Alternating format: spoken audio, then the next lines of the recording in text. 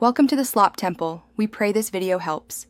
You start by confirming model, firmware, and admin credentials so you can act fast. Once powered, place the repeater roughly halfway to the router and avoid interference sources like microwave ovens and large metal objects.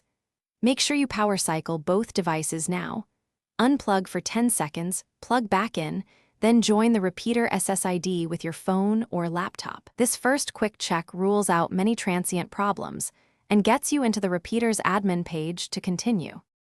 Once in the admin interface, switch to repeater or extender mode and scan for your router's SSID. Connect to it using the exact security type and password to avoid handshake failures. Make sure to set either a static IP in the router subnet or create a DHCP reservation so the repeater keeps a stable address. Also check channel settings. Auto is fine, but forcing a 20/40 MHz channel can help. Save settings, apply, and allow the device to reboot while you watch status LEDs. You finish by testing throughput and signal where you need coverage. Run a quick speed test and compare to the router's baseline. If the repeater still struggles, perform a factory reset and reconfigure step by step to remove lingering misconfigs.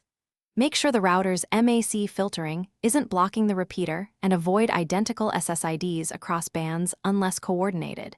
Differing SSIDs can prevent band steering conflicts. If problems persist, swap Ethernet cable or try a different power outlet to rule out hardware issues. Thanks for watching. Consider subscribing if we helped you.